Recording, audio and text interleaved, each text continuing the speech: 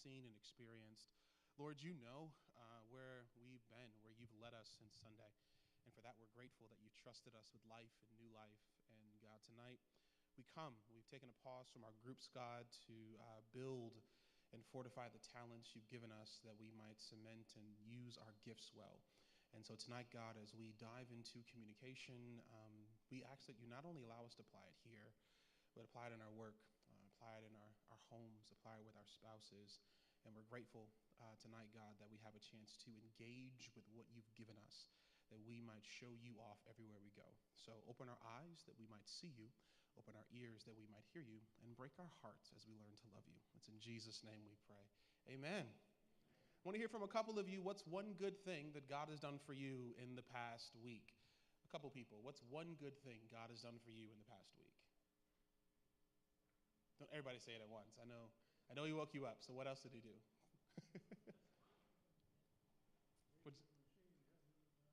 Gave you a machine to help you with your eyesight. Praise the Lord. Praise the Lord. Someone else. What's one good thing the Lord has done for you? Yes.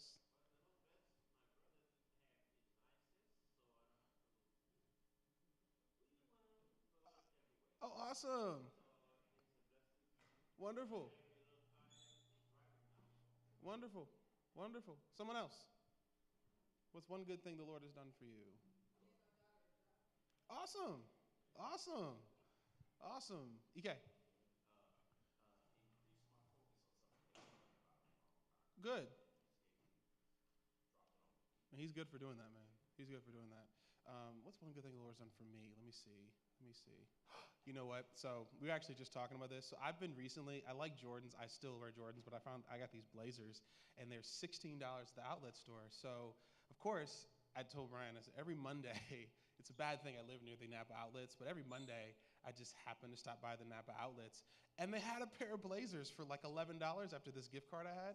Courtney was like, did you really buy another pair of shoes? I was like, they're $11 shoes. Like, you can't be mad at $11 shoes that match an outfit that I'm going to wear once, right? So it was awesome. And so that's what I did on Monday. Listen, so tonight I want to bring us together as I look into next year. And one of the things I want to do for next year for friendship is I want to spend every other month, I want to develop leadership. And that's not only leadership here in the church for the things that we do, but also leadership in the world as well. I'm starting a program called PhD. It's called Pastor Honors Disciples. And what it is I'm bringing some leaders in under me, and we'll get together monthly. But then also for the church, I want to get together every other month, one of the Wednesdays or Thursdays, whatever nights that are possible, for us just to deepen awareness of leadership. I believe the world is starving for leaders, and the world is starving for people who want to lead, who can engage with people, who can communicate with people, who can talk to people, who can make decisions, who can deal with the pressure of leadership. And so this is not tonight. And so what I want to do is not just tonight about like church stuff. So yes, this applies to church stuff. This applies to what we do here at Friendship. But really, I want you to apply this, whatever we learn and engage with tonight, for what you do at work. I want to encourage us to be, my podcast is called Made for Mondays, that what we do beyond a Sunday morning and how we engage in our workplaces, because your workplace is a place of worship. And so you're not just who you are for 2 hours on Sunday, but you are who you are for 40 plus hours a week, 30 plus hours a week as a parent, as a spouse, whatever that is. And so a couple of weeks ago, I was blessed to have a chance to get lunch with one of my friends from college. His name is Brian Hendricks, and we worked together at Marquette University, where I got my bachelor's and master's. We were managers, and we were graduate assistants, and he started an organization he took over an organization from his father called Dynamic Developments. And he was in town. He was like, hey man, if you want me to, I'll gladly come out to your church and talk leadership. And he didn't know I had already been praying the Lord to give me certain directives for next year. I was like, 100% yes, because this is what I want to do next year. And so he's in town again for a client out near San Francisco. And I say, hey man, if you're in town, we'd love for you to come by. He offered the opportunity. And so, his talks go to massive organizations. And I said, I want to bring that stuff to us, and I want to develop and engage all of us as well. And so I know you're going to get something out of this opportunity. I know it'll pour into me as well. I'm looking forward to it. I think you're going to love Brian. Brian and I have stories for days, and all the oh God, the good ones, right? The good ones. And so The good one. So yeah, we worked together at Marquette for years. We were roommates at one point, and I'm really proud of what he's doing, and I know it's going to be a blessing to you tonight. So you guys help me welcome. He was one of the best men at my wedding. Just were really, really great. And so would you guys help me welcome to friendship today, Brian Hendricks of Dynamic Development. So Brian, come on to the stage. Happy to have you here, man.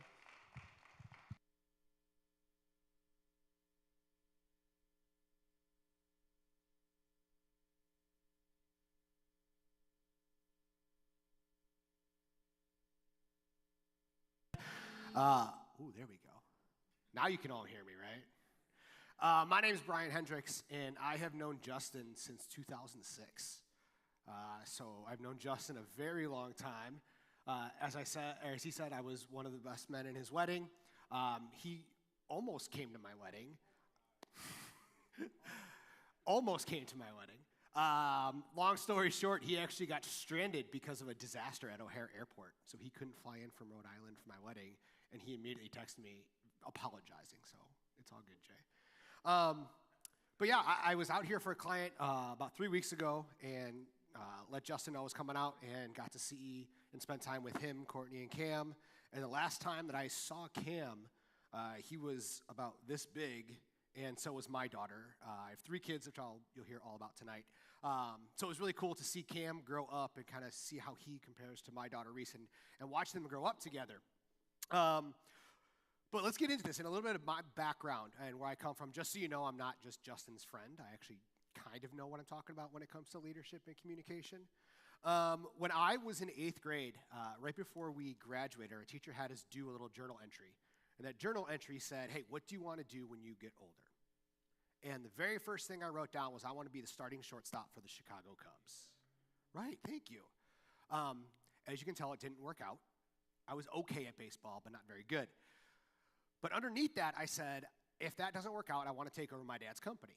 My dad's company is called Dynamic Development Training and Leadership. He started in 1997. It's an organizational development company where we focus on communication, we focus on leadership, and our whole goal is just to make you a better version of you with whatever you need.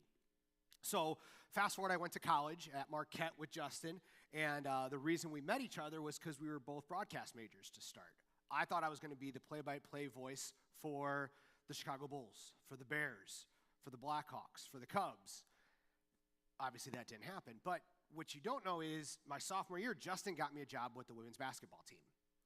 So we were managers together. Then we both were blessed enough to be graduate assistant coaches there. While I was a graduate assistant coach, I thought I was going to be the next big college basketball coach.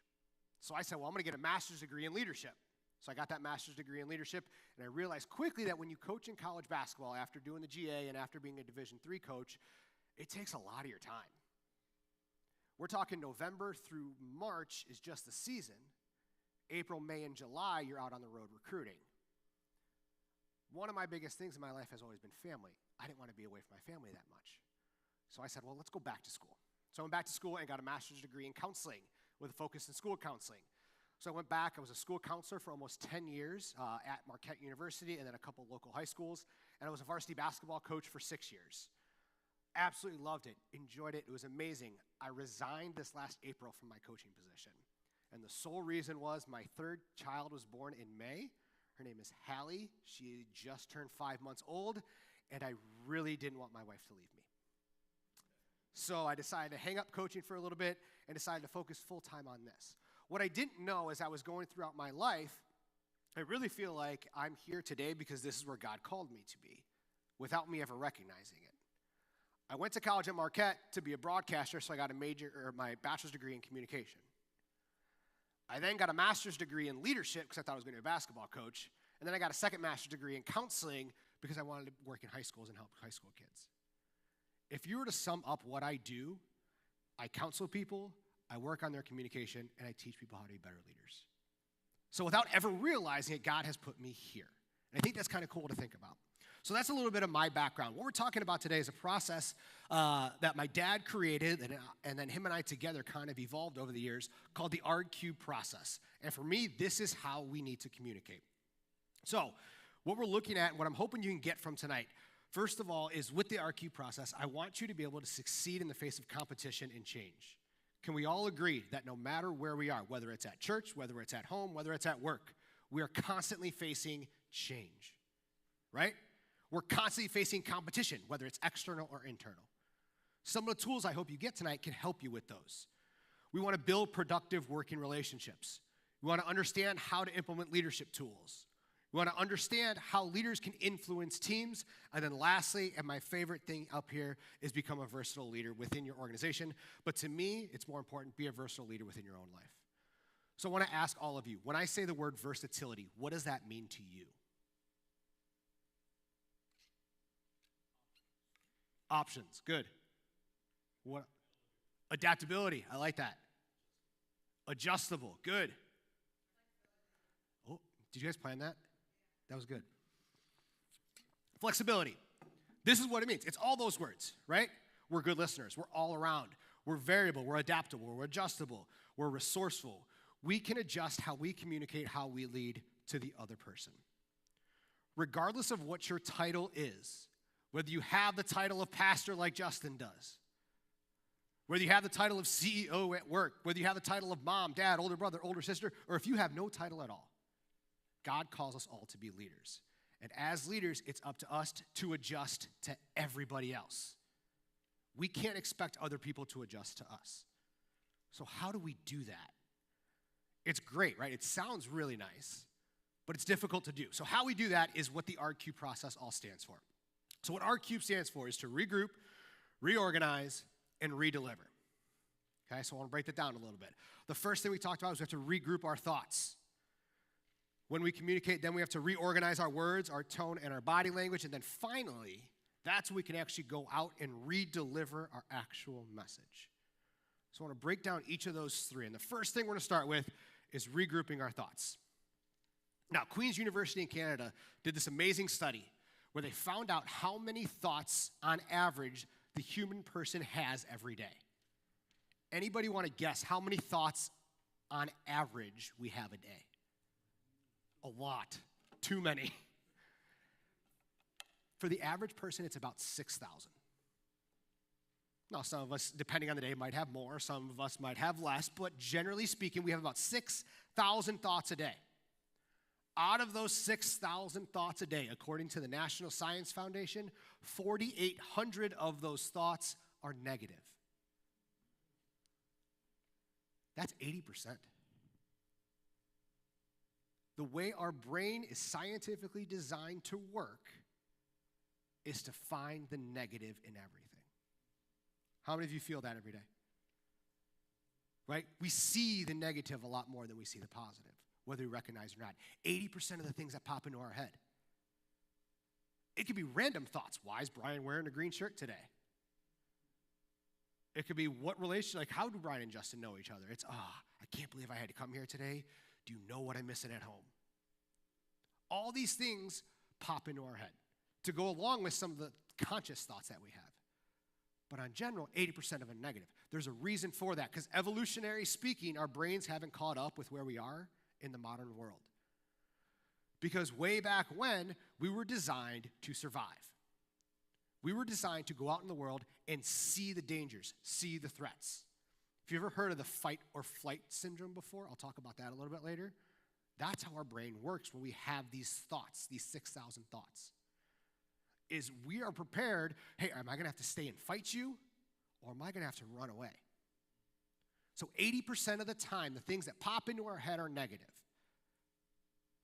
What does that say about how we go into most of our communication then? I think it's a pretty safe assumption that 80% of the time we're dreading some sort of communication, whether it's consciously or unconsciously. Because that's how our brains are designed to work. So what we have to do is we have to start realizing this in ourselves. Physiologically, we all do something when we start to have these negative thoughts. For me, and it's very weird, I don't know why this is, but if I'm nervous and I'm sitting down, my left leg starts to shake. If you've ever heard of like restless leg syndrome, it's my left leg. If my right leg shakes, it means I'm excited. Like I've realized that about myself because I've had to. I've had to realize when this leg starts to shake, if I say what I want to say, it's not going to go over well. If I continue with how I'm thinking about the situation, it's going to make the whole situation worse. It's going to make me less effective, less versatile in my communication. So what I have to do is I have to fight against that fight or flight syndrome. So when we have fight or flight, what happens is our breathing changes. Now, in those extreme cases, you ever have it like where you feel your heart just pounding? Like, I really don't want to go to this meeting. I really don't want to have this conversation. Other times it's not that big of a heartbeat, but it still happens. Our breathing becomes irregular. So what we have to do, the best thing we can do when we have our trigger and we need to start regrouping our thoughts, is we need to control our breathing. So the way I teach that is a breathing technique called 4-2-4 breathing. It's a breathing technique that was studied at the University of Pisa in Italy and then replicated at the University of Southern California. Basically, what it says is that if you can take deep breaths in, hold it, and then release for at least 6 times, so that's 1 minute of deep breathing, you will have a better outcome because your heart rate will slow and you can put your emotions into perspective. So all 4-2-4 breathing is, it's a really simple breathe in through your nose for the count of 4, hold it for the count of 2, and then exhale for the count of 4. So let's try it. All of you are going to take your deep breath, and I'll just do the counting. So take a deep breath in through your nose for the count of 4. 1, 2, 3, 4. Hold it for the count of 2. 1, 2, and then out through your mouth for 4. 1, 2, 3, 4. Congratulations. You just lowered your heart rate. It's that easy. Now, in a perfect world, you want to do this for about 5 minutes, 10 minutes, 15 minutes. If you would have seen me as soon as I parked my car out here before I went to go see Justin and Brandon, I was doing my deep breathing. Because no matter how many times I present, no matter how many times I communicate, it's important to make sure we're going in with that positive outlook. So use that 4-2-4. One of the things I recommend not doing is, let's say you're going into a meeting with Justin, and Justin starts talking to you, and you're like, Justin, you are being very obnoxious right now. Can I do my 4-2-4 breathing? Okay, obviously that's not going to work. He's going to take offense to that. So the more you practice it, the easier it becomes, where as Justin's talking to me, it's just, okay, great, Justin, that sounds good.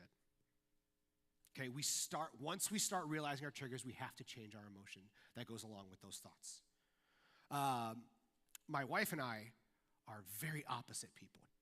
Justin and Courtney can attest to this. Last year, my last season coaching high school basketball, what's great about being a varsity basketball coach is you get to decide when all the practices are. So I was a big believer that, hey, I coached varsity, so we should go later on in the day so the freshmen could go right after school. Make it easy on them. There was one specific practice. The season was a week away, and my wife was working from home, so was I. She called me, and she goes, hey, can you move your December something practice to go early that day? I said, absolutely not. Schedule already went out. Parents are already planning. We can't do this. And she said, Brian, it is my Christmas party for work. I give up November through March for you. Change one practice. And I said, that is not fair. I can't do that and throw my weight around. We got into a nice discussion over this. A discussion. And eventually I started to take deep breaths because there were some things I really wanted to say at that moment. But if I said those things, it wasn't going to go over well. So I started taking my deep breaths, and I still remember this. My wife is sitting at her office desk, looking at me. She goes, you're doing that thing. You're doing that thing that you teach people to do. I'm like, you're right. I am. Let's take 5 minutes. I'm going to go over here. You're going to go over here. Let's take deep breaths, and we'll come back together. It worked.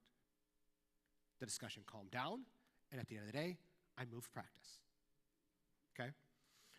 So what the key is, the very first thing is we have to control our thoughts. Now, the reason why that's so important, we talked about this a little bit, 6,000 thoughts a day. Generally speaking, we are having lots of thoughts that go through our head. And what happens is when we think about something, it leads directly to how we feel about something. We have a thought, we attach an emotion to that thought. I call thinking and feeling internal actions. The reason is, how many of you are going to go around and tell everybody you know exactly how you think and feel about every situation? I wish you could all see your faces. Like, no. Why not? Because if I tell you how I think and feel about something, you might tell me how you think and feel about something. And I might take offense to that. You might take offense to how I feel. And all of a sudden, a simple conversation leads to this, where we're butting heads. So when it comes to communication, isn't it true? I never actually know what you're thinking or feeling. So what I have to do is I have to base my communication with you based off how you're behaving. That is what I call an external action. When it comes to behavior, I'm only going to focus on things I can actually see, the observable piece of behavior. When we talk about observable behavior, and you'll see this in your workbooks, there's 3 things we focus on with communication: words, tone, and body language. So if you all have a pen, or just think about it in your head, you should have 2 columns. Can I steal yours, Brandon, real quick? So in the column where it says self, I want you to just take a minute or 2. I want you to think about the last face-to-face communication you had with somebody. And I want you to think, what percentage of that other person's words do you remember? What percentage of that other person's tone do you remember? And what percentage of that person's body language do you remember? So I want you to focus on that other person, that last face-to-face communication, and how much of their words, tone, and body language you actually think you remember.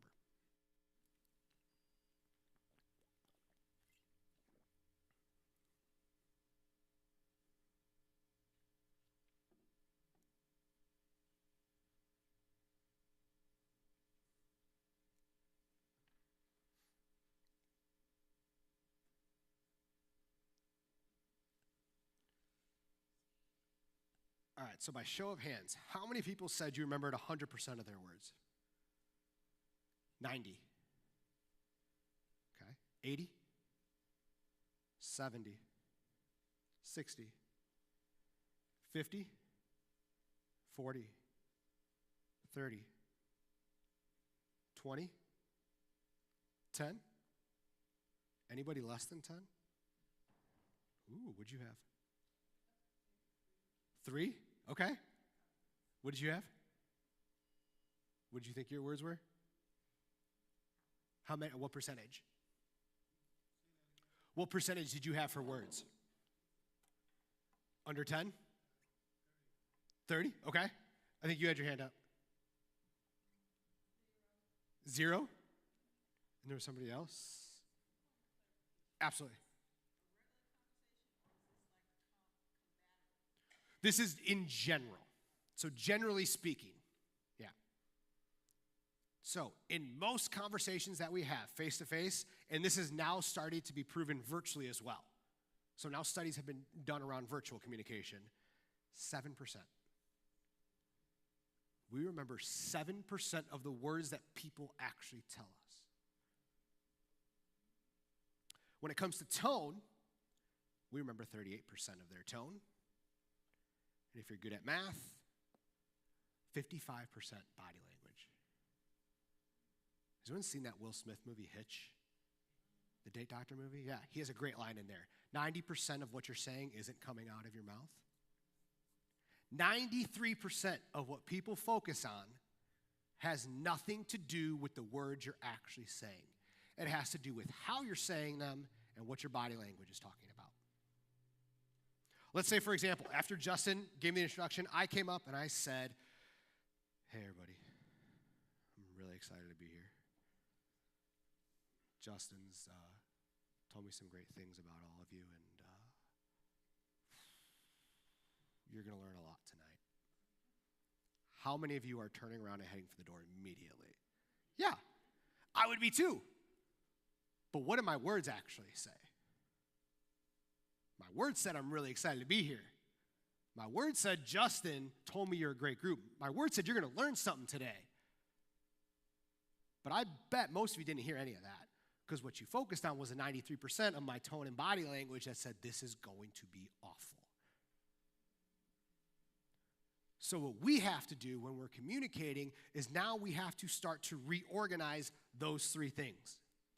We have to reorganize our words, our tone, and our body language so we can have a better outcome in our communication. There's a former Chicago Cub pitcher. And I know Justin hates this because I keep bringing up Chicago sports. But his name was Jake Arrieta. He won the Cy Young, which is the best pitcher in baseball award.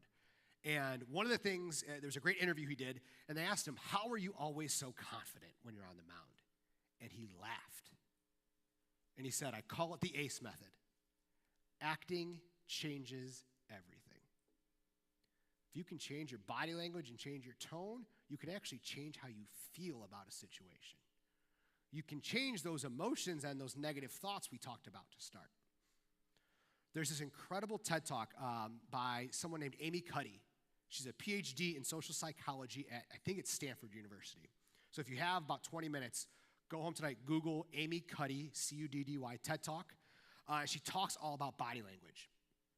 And she did this great study with her colleagues where she took two groups of people, and they measured two things. They measured testosterone, which is higher in people who feel confident, and they measured cortisol. Cortisol is what's known as the stress hormone. So the more stressed we are, the brain releases cortisol. So those are the two things she measured. The two groups, one group did a powerless pose. So they got small. They got tight. They would sit down and not take up any space. The second group did a power pose. Literally, they got big. They would stand here like this for 2 minutes. They would do the Wonder Woman, stand up big like this. They would lay down and take up as much space on a chair or a couch as possible. Each group did each pose, either the power pose or the powerless pose, for 2 minutes. The group that did the power pose had an increase of testosterone by 25% and had a decrease in cortisol by 20%. That means the confidence hormone went up, the stress hormone went down.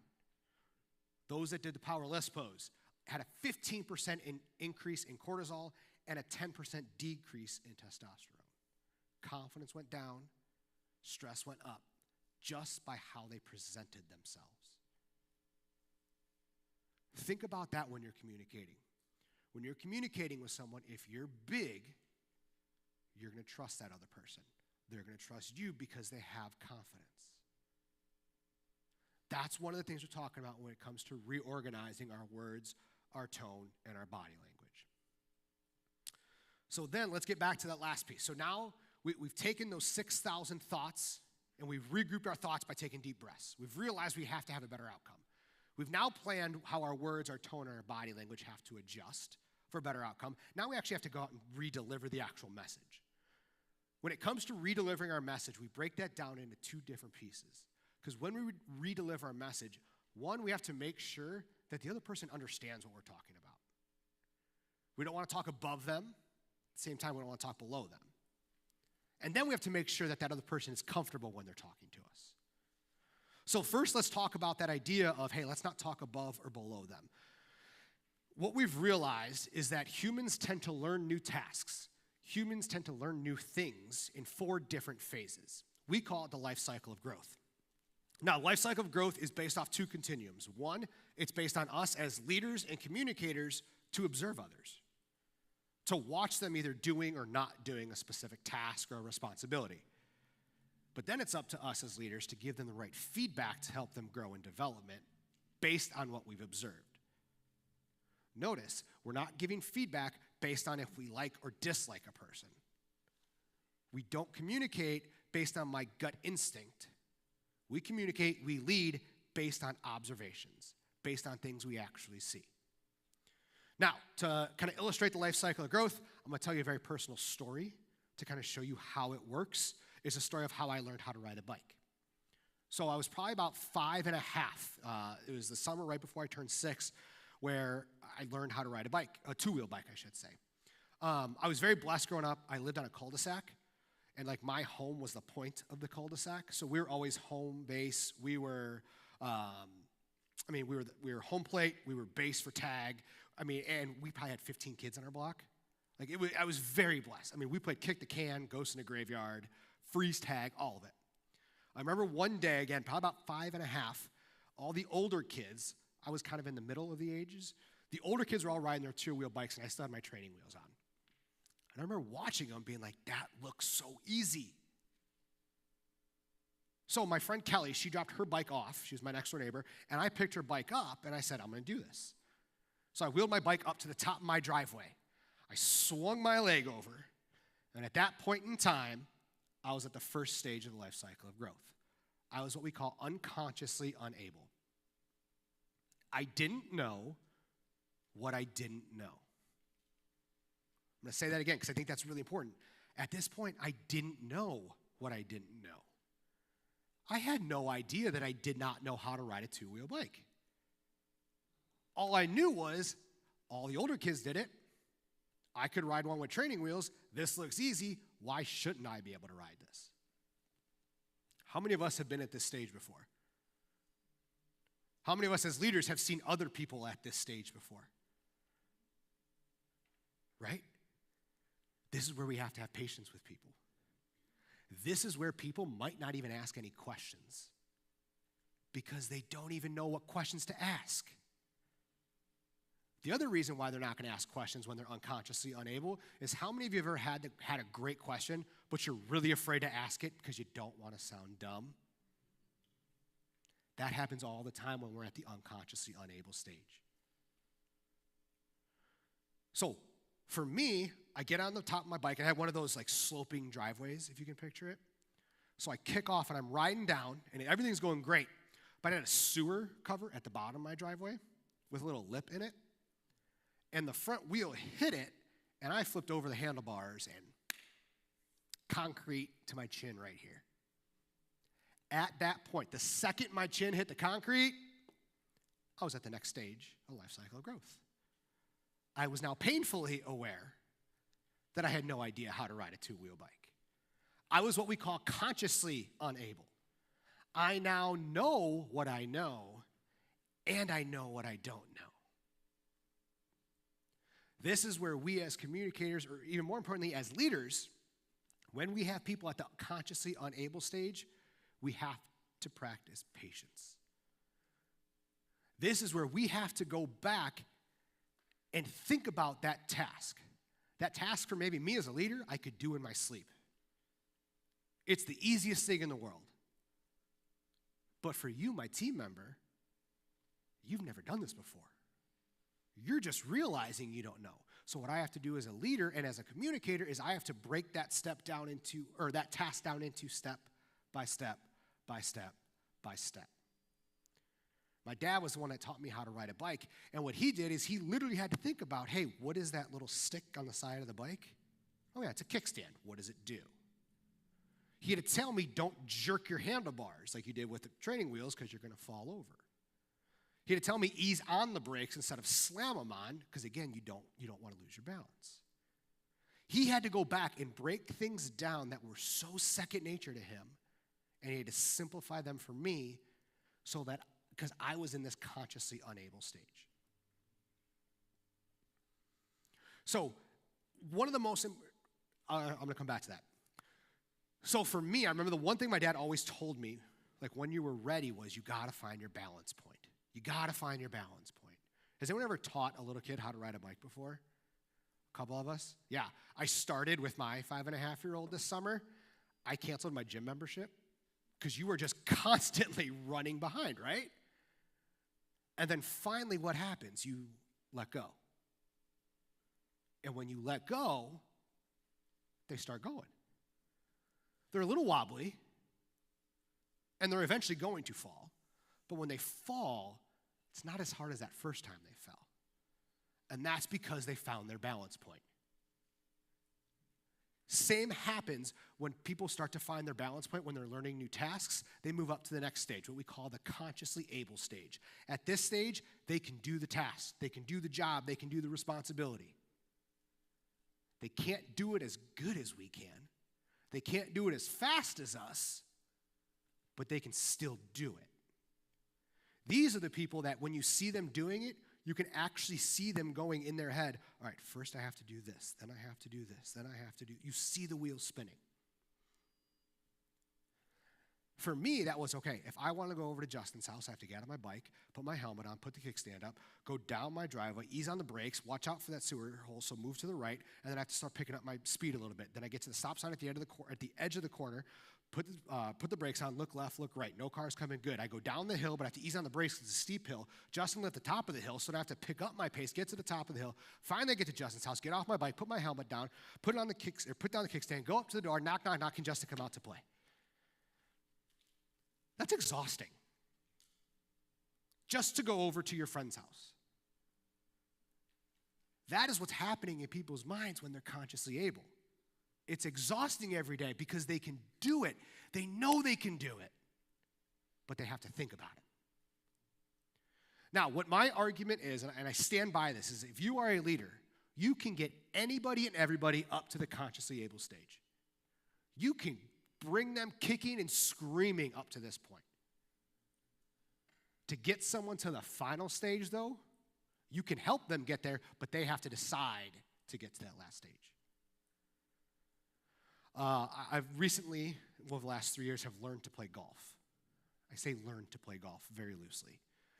But one of the things, and if you know golf at all, you can't start any hole without taking a tee shot, right? That is usually your longest shot. That should be the one that sets everything up for you. To get from consciously able to the last one, we have to practice our tee shot. You have to go to the driving range. You have to put in time, energy, and effort. That's why I call it a tee shot. If you put in time, energy, and effort, and you put in practice, and you have leaders who are motivating you, who are finding the positive in what you're doing, eventually you will get to this last stage, the unconsciously able stage. At this point, if I want to go to Justin's house, I get on my bike and I go to Justin's house. And that's it. Did anybody ever start driving somewhere and you just got there? And you're like, what just happened the last 20 minutes? It's probably a place that you've been to 1,000,000 times. When that does happen, you're unconsciously able. Don't worry, the research shows, though, that when that happens, if there was some, you would kick out of it. But your brain goes on autopilot because you know how to do it. I bet at your jobs, there's stuff that you are unconsciously able at. You just fly through it because it's second nature to you. At the same time, I bet when you learn a brand new task, you're right back down here as unconsciously able or unconsciously unable.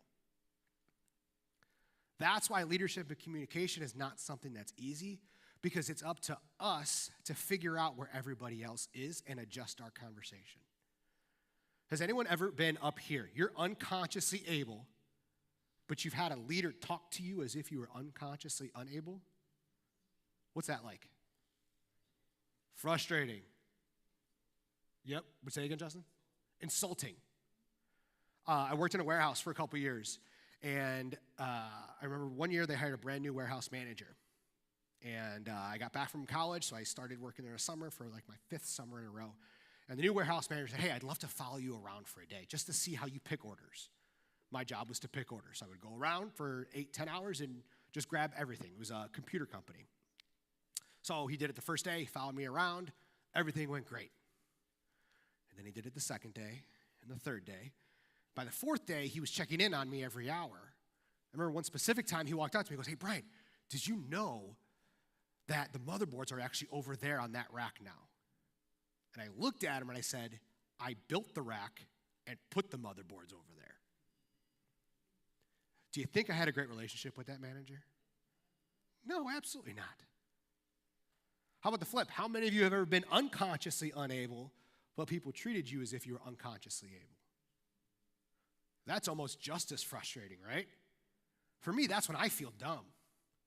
That's when I feel scared to try something new because I'm like, they're talking to me like I should know this, and I have no idea what you're talking about right now.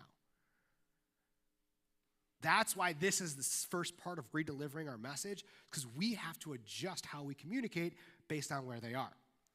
Now, when we talk about this, we break it down into 2 more scales, the first of which is structure. Structure, I want you to think about, is how much time does somebody need with me? How much one-way or two-way communication do they need? How much support do they actually need from me? As you can guess, it's obviously going to be different by each level of development. One of the best tools that you can use is something called the echo back technique. I use this all the time at home with my kids. I use it at work with my team members. It's incredible. Echo back technique is simply, hey, I'm going to teach you something new today, or I'm going to give you some communication. I'm going to give you some information, and when we're done, I want you to echo back to me your understanding of what I said because I want to make sure I communicated it right. How many of us have ever said, and I get this a lot, oh, Brian, I do that all the time. I said, okay, well, how do you echo back? And they say, I tell my people to repeat back to me everything I just said. How many of us have said that or had that said to us before? Right? And what I'll tell you is leaders, bosses, they don't mean any harm by it. But it sure comes off that way, doesn't it? Do you not think I listen to you? Repeat? No. That's why I love this idea. Hey, echo back to me your understanding because I want to make sure I did my job. I want to make sure I communicated it clearly to you. Did you ever have a conversation with somebody where you're like, wow, that was awesome. We're on the same page. Everything is great. And then 3 hours later, you're getting a written complaint about how you treated that person. You're like, what just happened? But that comes down to perception because we didn't have them echo back. We didn't have them tell me what they understood of what I said. So that's the echo back technique. The second piece of structure, or the other side of structure, is what we call comfort. We'll talk about that in a little bit. But when it comes to the life cycle of growth, when people are unconsciously unable, they're going to need the highest amount of structure. We call this the teach style of leadership. This is where people need hand-holding. Okay, this is where we need to continually break things down step by step by step. This is where micromanaging is a great thing. Micromanaging is fantastic when we have people who are unconsciously unable. Because remember, they're not asking questions. Now, when our team members start asking questions, that's usually a good sign that they've moved up to the next stage, the consciously unable stage. Here is where the style of leadership we use is called the respond style of leadership. Because a lot of times the questions we get asked are the same questions over and over and over and over again. And if we as leaders or communicators respond the wrong way, just one time, that can send somebody back down to the unconsciously unable. So when we're in the response stage, we need to respond. We need to answer positively to when they're doing things right. We need to answer their questions every time they ask us those questions. That's where that deep breathing comes in too a lot of times. Finally, when people continue to start getting it, we can pull off some of that structure and they now start to become consciously able. Okay? Excuse me. From a leadership perspective, this is where we need to start validating. This is where when we see them doing something well, we need to give them that positive feedback. It doesn't matter if it's the smallest, littlest task, the smallest thing that they did right, we need to give them positive feedback. And not just good job. Hey, good job when you did X, Y, and Z. Be specific with it because now they're growing their confidence. We talked about, hey, they can only get themselves up here when we're validating them and pointing out the times that they're succeeding. That's how we can help them get to that next stage. And then when they're in that last stage, you can see that we could take off a lot of that support. Now, one S does not mean no S. A lot of times, what I've seen in organizations, in communities, and families, the people that are the least appreciated, the people that are the ones that are the most downtrodden, are the ones who are the top performers, are the ones who we rely on to do everything for us. And the reason is because they don't get the thank you. They don't get the appreciation. I know I have done this at work, and I have done it in my personal life. Too many times. I take things for granted, and I don't say thank you. Brandon, we really appreciate when you did X, Y, and Z today for us. That was huge. He knows it's his job. He knows he's good at it, but he still needs to feel appreciated. He still needs some of the support from leadership. Now, one of the things you'll notice is that as people grow through the life cycle, support comes off, but comfort should be there the whole time. We need to make people comfortable with us, not the other way around. One of the best advices I give all leaders is that if you want to be a good leader, if you want to be a good communicator, you need to be comfortable being uncomfortable. Because it's not up to them to be versatile, it's up to us. So how do we do that? We break it down into something called social style. Now, there's 4 main types of social style. What we've seen is that if you look across the horizontal axis, Some people are going to be more tell-assertive. What that means is they're going to make more statements. Some people are going to be more ask-assertive. They're going to ask more questions. On that vertical axis, some people are going to be more in control of their emotions. They're going to be more focused on the task, more so than the emotion involved. While other people are going to be kind of wear their heart in their sleeves, right? They're going to have an emotional response, and their focus isn't necessarily the task, it's the people. So what I want to do now for the next couple minutes is just kind of quickly break down the 4 different styles. And as we're going through this, I want you to see if you can see yourself in any of these or in all 4 of them. So the first style is what we call task responsive or controlling of their emotions and tell-assertive. We call those the driving style. The driving style is very bottom line oriented. What is it you need? Go do it. That's it. Why are you here? Tell me what you need from me, and move on. The driving style, they like control. They're very decisive. They want quick decisions from themselves, and they want you to make quick decisions when they ask you questions. They want options. They don't like to be told what to do. They say, hey, option A, B, or C, whatever you want. They're very efficient and concise. They use succinct gestures and a steady tone. So if you met a driver, it could be something like this. Hey, when you come talk to me, tell me what you need. What is it you're here for? Get the point, and then boom, let's move on. Okay, maybe that was a little bit of an extreme example, but do we know people like that? Maybe that's some of us. Now, someone who's going to be the exact opposite of the driving style is what we call the amiable style. Their main focus, people, relationships. Is this what's best for the team? So those amiable people, they're very cooperative. They're trusting. Okay, they're kind of your ultimate team players, if you will. They're very agreeable, considerate. They use open gestures, so everybody's welcome when they talk, when an amiable person talking. And they use varied tones. So that amiable person, hey, when you come talk to me, just slow it down a little bit. Ask me how I'm doing. Ask me about my kids. Because if you do that, I know you care about me. And then we're really going to work together great. Same thing. Do we know people like that? Maybe that's us. What's interesting is you can see these are polar opposites. Give me the task versus give me the people first. What's interesting is it's not that this driving style, they do care about you. They do care about your relationships. But there's a time and a place for it. And right now we have to get this done. When this is done, then let's talk about the game last night. The amiable people, they need to know you care about them first. You start a conversation, hey, how are the kids doing? Hey, I know you had that thing last night. How did it go? As soon as they have that connection, they might work faster to get the job done than the drivers because now they know that you care about them. The third style we talk about is someone who's going to be tell-assertive and more emotive. Their main focus is on people. It's the expressive style. So the expressive style, big picture. Okay, they want the big overarching idea. What is the big goal that we're here to do? That expressive style, they tend to be enthusiastic. They're very persuasive. They're creative, intuitive. They're spontaneous. Has anyone ever met someone who bought a car because they thought it looked cool? Yeah? I have a black Honda Odyssey at home because I thought I'd be the cool dad with it, with my 3 kids. Like, I still rock the backwards University of Nebraska hat and drive around in my dad minivan, and I think I'm cool.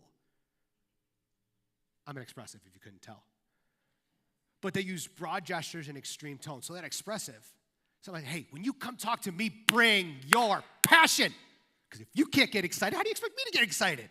Hey, that's a great idea. We should totally start. Wait a second, you just had a great idea. Let's go back to your idea really quick. Do we know people like that? I'm not calling anybody out. Expressives have great ideas. They just struggle to finish them at times.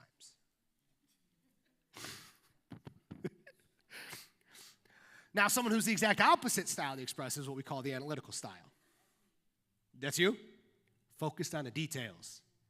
Give me facts. Give me research. Give me data before I make any decision. Precise, thorough, factual. They use minimal gestures, if any, and they tend to be monotone. Hey, when you come talk to me, the analytical, can you please make sure your I's are dotted and your T's are crossed? And all that excitement you just had with the expressive, just leave it over there at the door. It's not going to matter to me. We know people like that too, right? Yeah? And that's what's so interesting. It's not that the analytical style doesn't care about the big picture, but why would we do this brand new, creative, cool idea if the data doesn't back it up?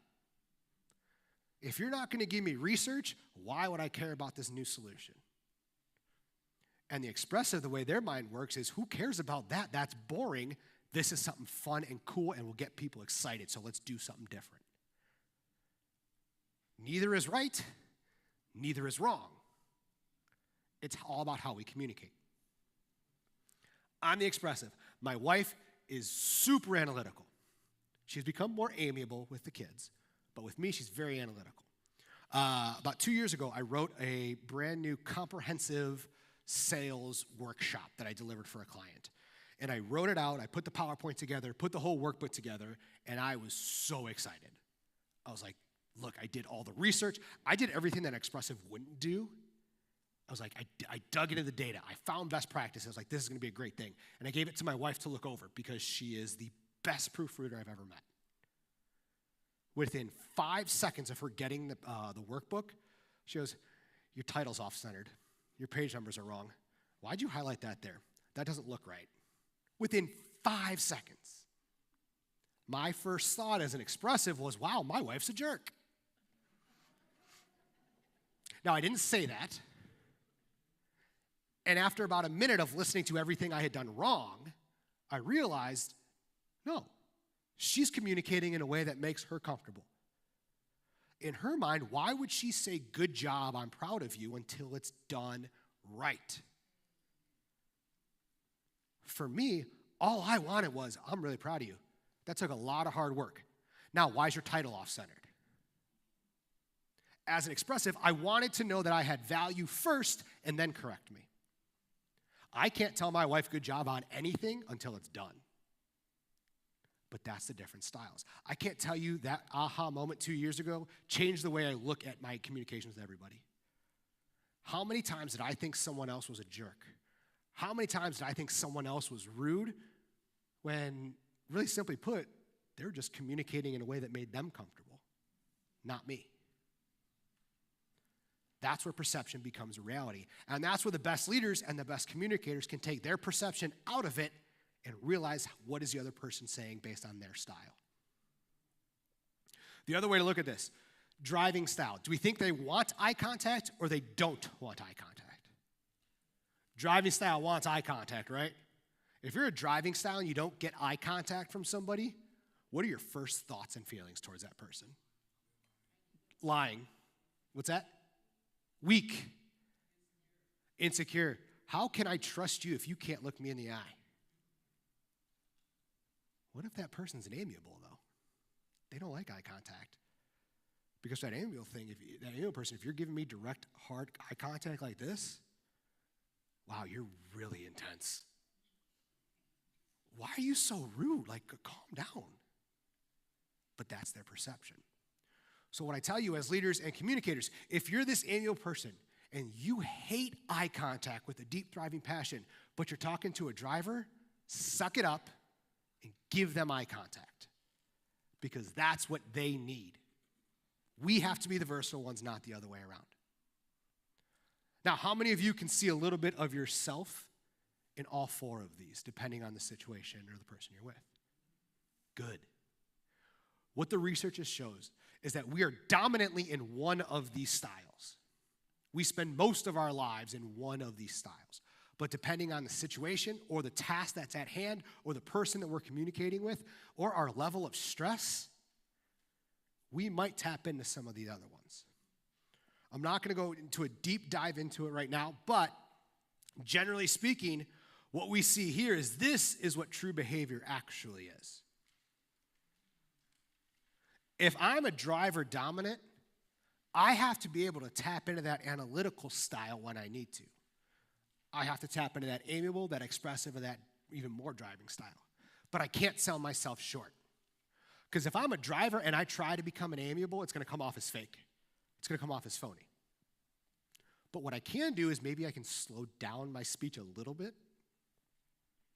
I can connect with, hey, if we get this done right now, you're going to get to go home early. you're going to get to go to your kid's soccer game. Hey, if we finish this, we're all going to get raises because the bonus is going to come through. Hey, if we get this done, we're going to meet our capital campaign goal. But it has to happen now. So I'm still communicating the driver, right? Because it has to happen now, but I'm connecting it to that people. I'm connecting it to why it's what's best for the church, why it's what's best for our team, why it's what's best for our family. So we never want to give up who we truly are. What we want to do is we want to adjust that to what the other person needs. Here's a little bit of a cheat sheet way to do that. Because let's be honest, we don't always know who we're communicating with, right? Now, after we practice this over and over, we can get a pretty good idea of what we have to do. But generally speaking, if we don't know, here's how we want to present communication out to people. First thing we want to do is offer someone the bottom line. So what is it? What are we doing here? Connect with those drivers right away. So what is it you need? What is it that we're doing here? Next is the how. How are we going to reach that goal? How are we going to reach this, whatever the bottom line is? That's that analytical style. Generally speaking, throughout years of communication, whether it's at work or at home, this is how we've communicated. Here's what you need to do. Here's how you got to go do it. Any questions? Good, go do it. If that's the case, we're missing out on two totally different styles, right? Your drivers and your analyticals are like, all right, cool, sounds good. But those expressives and the amiables are going to start wondering different things. If there's a laundry list of details for those expressive styles, what do you think is going to happen to them? They're going to get overwhelmed because they're so focused on the big picture, and you give them 30 things to do, that's overwhelming. So what we have to do is we now have to give them a timeline. Hey, here's what we have to do today, this week, this month. We get this done, then we can move on to these long-term goals. So break down the details into short-term and long-term. And then lastly, for our amiable people, we're going to talk about who does this affect. If we do this now, this is going to affect us, our family, and any key stakeholders. That works at a church, that works in a family, that works at an organization. Who does this affect, and why is it the right thing for that person? What, how, when, who? What's great about this, not only does it work as a communication tool, it works as a problem-solving tool, as conflict resolution.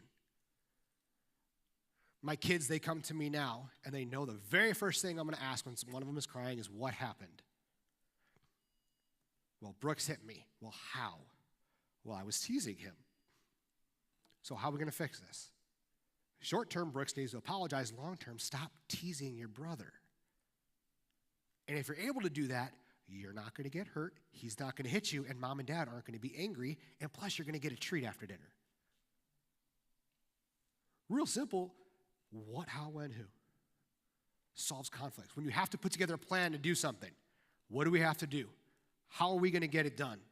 What do we have to do in the short term and the long term, and then who has to do everything? When it comes to communication, it doesn't need to be this massive thing. Keep it super simple. What do we need? How do we get it done? When is it going to get done? And who's going to actually do it?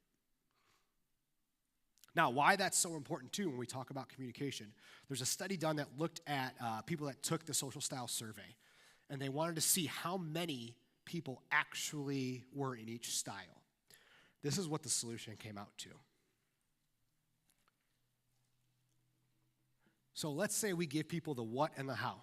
Here's what needs to get done. Here's how we're going to do it. We fit the driver. We hit the analytical. That's 47% of the population on average.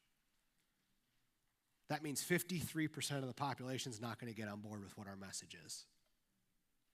When we can communicate the what, how, when, who, it's a cheat sheet to make sure we're connecting with 100% of the audience. So just to kind of wrap up, are we all familiar? And if you're not familiar with this, take it up with you. Do we know what the golden rule is? Treat others the way they like to be treated, or treat others the way we would like to be treated, right? It's amazing. It's wonderful. We need to adjust the golden rule. To practice the golden rule, we have to adjust it when it comes to communication. I call it the platinum rule. Do unto others as they would like to be done unto. Treat others the way they want to be treated. Communicate with others the way that they want to be communicated with. Because think about it, the golden rule is treat others the way I want to be treated. I want to be treated with respect, with versatility. I want to be treated in a way that makes me comfortable. Well, how do I do that for other people? I do this. I treat them the way they want to be treated. I communicate with them the way they want to be communicated with. When it comes down to it, when we look at regroup, reorganize, and redeliver, really simply, it's re-God. If we can start thinking about this, this is how Jesus delivers his message. This is how faith is all about. This is one of the tools that God has given us to make sure that we actually get our point across. That's for you, Justin. One of the things that is in your workbook that I encourage you all to do is to do some self-reflection. So if anything hits you tonight, if you're like, ooh, I like that, or like, oh, I do that, that's great. But reflect on how you communicate, how you lead. What you're going to see is that there's some things that you should start doing that you're not doing right now. My guess is there are going to be some things that you should stop doing because it's not working. On the flip side, there's some things you're doing really well. Write those down and continue to do those. Look at that, 2 minutes over. What questions do you have? I threw a ton at you. That is like a full day and a half of a workshop. So what questions do you have for me on anything? Or are we all just processing all that information right now? Processing? Yeah. Yeah.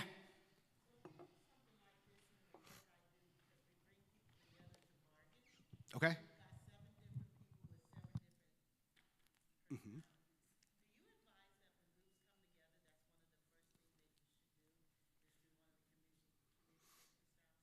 Yes, 100%. And one of the things I'll send to you guys is, so there's a full 360-degree survey that you can do, but there's also a free checklist.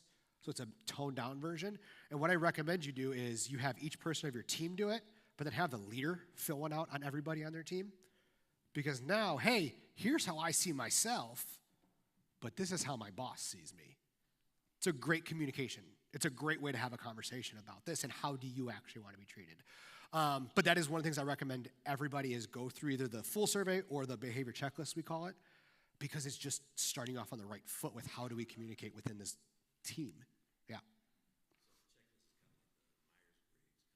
Yes. Yep. So social style, what we use, it's very similar to Myers-Briggs and DISC. Social style we use, it's been studied to say it's easier to remember and it's easier to implement. So, I mean, DISC and Myers-Briggs are great, don't get me wrong. But for me, I'm like, if I'm going to remember it, I'm going to use it. That's why I tend to teach social styles. Mm-hmm. But yeah, same realm, same everything. Yeah.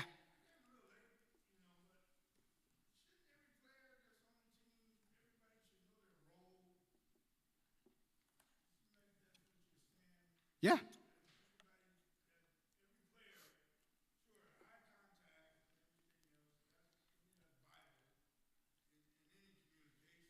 Mm-hmm. Right.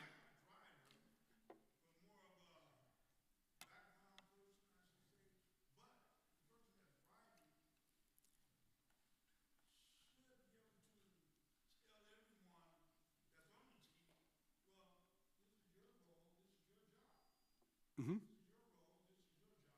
Yep.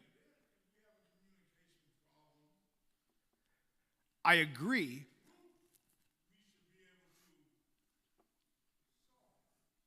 Correct. And I think by using the different styles, that's how we solve those problems. So I agree. Everybody, we have a specific, like not everybody can be the CEO, the pastor, the leader. Not going to happen. It's physically not possible. But we can all be versatile in how we communicate with each other. As leaders, hey, this is your role. I need to communicate that out to you in a way that you're going to understand. It's going to make you comfortable. So I can give you your role, your responsibility, and if you're a driver, I can tell you what it is, and boom, you're going to go with it. If you're the analytical style, I can tell you what your role is. I'm going to give you the data of why it's important that you do things this way. For that expressive, you're going to love this job. You're so built for it. It's going to be awesome. It's great for you, and here's what your role is. For the amiable person, hey, here's your roles and your responsibilities. If you're able to do all this stuff, we're going to be more successful as a team. So you're absolutely right. We all have different roles and responsibilities. The key, though, as leaders is how we communicate those out to everybody. That's where we have to change and be versatile. Yeah. Correct. And the only way you can win is if you're communicating with all four of the styles. Mm-hmm. Right. You're absolutely right. Like, imagine this. If we had a team just of drivers.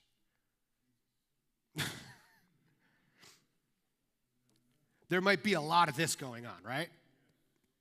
What if we had a team full of only expressives? Nothing would get done. Everybody would have the greatest idea in the world. If we had a team of analyticals, nothing would get done. Because they would be, what's the term? Analysis paralysis. Well, I think it's the right decision, but let me go check 20 more research articles to make sure. And if we had a team of only amiables, you know what every meeting would be like? So what'd you do yesterday? Oh, I did this and this and this. What did you do yesterday? Oh, I did this. Well, how do you feel about it? Oh, that's good. How do you feel? How do you feel? How do you feel? How do you feel? We don't have time for that. One of the things, I'll go back to this. So I told you all I'm an expressive. I work with a team full of amiables and expressives. I don't have many drivers or analyticals on my team. So for me, when I'm working with my trainers that train for me, I'm not expressive dominant. It's, hey, we have 5 minutes to check in on everybody. How's everybody doing? What's going on in your lives? Great. That's awesome. That's okay. We have 45 minutes to get this done. The driver's side will come out. It's not because I've gotten more comfortable with it because I've had to do it. But I have to be more of a driver in those situations. Otherwise, we're just going to talk about who knows what. Like if I didn't bring in data and research and all the studies that I talked about today, I could just make things up, and you would have no reason to believe me. But something that makes me very uncomfortable is doing the research, is looking at data and all the facts. But it's something I have to do to make me credible when I get up here and my expressive self. When I work with clients one-on-one, and we do consulting or coaching one-on-one, you will not find someone more amiable than me. I have a master's degree in counseling. I love connecting with people one-on-one, but I have to tap into that depending on what the responsibility is.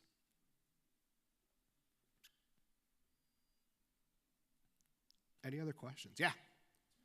Yeah. Yeah.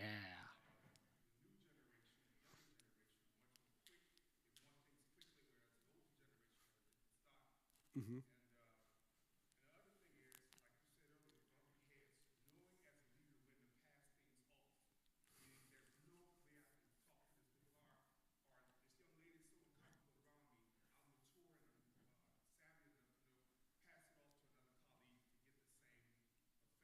Yes. I'm going to start with the second one first. So what if, for whatever reason, I'm just not getting along with someone as a leader? Well, first and foremost, take a good hard look at yourself, because that's on you. What do I have to do to get better with you? And that's where, as a leader, we have to ask the question, what do you need from me to be more successful? What do you actually need from me to do when I communicate with you? I have not had many bosses that have done that. I've had a couple, and they are by far the best bosses I've ever had because they realize what I actually need. Now, until we learn that, we have to realize who does that person connect with, who can teach them, who can mentor them, who can coach them. I'll go back to my family because as an expressive, I tell stories to illustrate points. My 3-year-old is my son, Brooks. He is me. So much so that if I yell at him, he yells back at me. There was one time he didn't want his chicken and broccoli, and I had had enough, so I said, fine, you don't get any food. He goes, well, I'll eat carrots instead. And I said, no. You are getting chicken and broccoli. And the twerp looked at me and goes, well, that's not going to happen. 3.5. Let's just say when my son needs to be disciplined, I step back and my wife comes in and takes care of it. My oldest daughter is 5.5. She is the definition of drama queen. She cries all the time. Everything is she forgot her lunchbox at school one day and bawled for an hour. My wife can't handle it. My wife is a big tomboy. My wife doesn't do emotions. She's analytical. She doesn't do emotions very well. I'm expressive. Give me all the emotions. Give me all the drama, all the sadness. So I take everything from my daughter when she gets upset. To your other point, so the delegation piece. Oh, sorry, generational. Yes. So I'm glad you asked that. We're currently working on applying this to the generations. What we've seen from a style perspective only, it goes across every generation. So every generation has drivers, expressives, analyticals, and amiables. Now remember, we talk about social styles, that's just observable behavior, words, tone, body language. On top of that, that's where the generationals, it's kind of the next piece of leadership is, okay, a lot of times what we see with this new generation is, okay, I'll do that job, but what's in it for me? That's not social style. That's something different. And next time I come, we'll talk about that because that's the next piece we're working on. But you're absolutely right. Yes. Mm-hmm.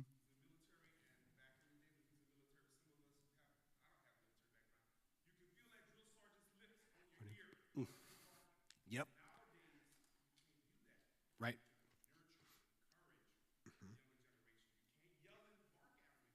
Mm-hmm.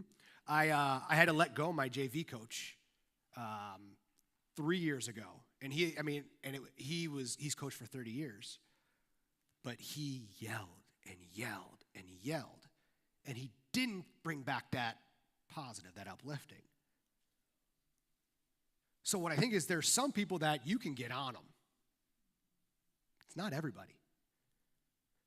So as leaders, as coaches, as people, we have to realize who can we get on, and we have to realize, well, who needs a little extra love?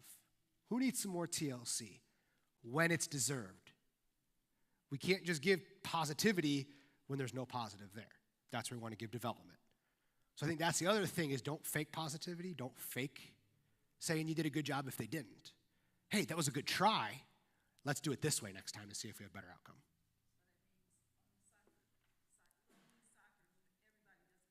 Correct. Not everybody should get a trophy. But maybe I can tell you what you need to do next time to get the trophy. Mm-hmm. That's development. That's getting someone to be from unconsciously unable up to that unconsciously able stage.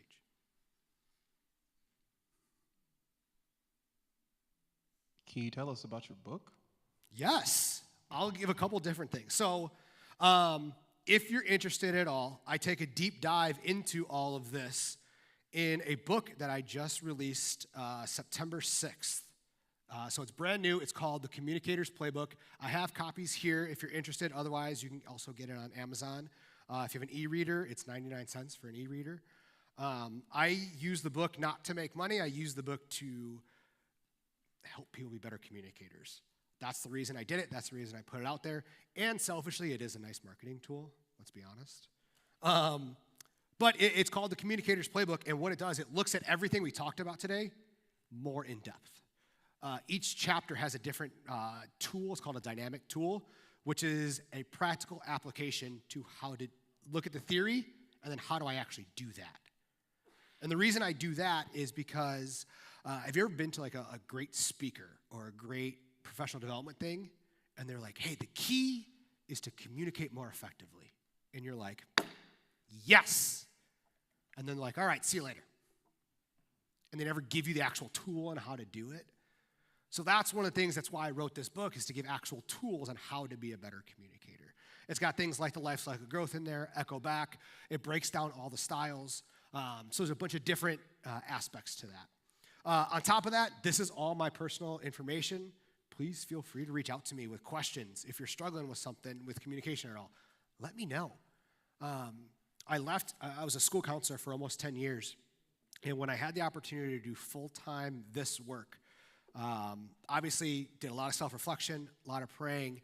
And my wife was the one that said, look, I've known you since 2007. Since 2007, the only thing you've ever wanted to do with your life was help people. She goes, as a counselor, you get to help 150 high school girls every year, and that's an incredible gift. She's like, if you get to do this and teach you how to communicate, that 10x's. It goes from 150 to 1,000 to 10,000 the more and more you do this. And that's why I made the switch. And that's why I give people, that's my email, that's my cell phone number. Instagram, the Instagram direct message, Develop with Brian is my personal one.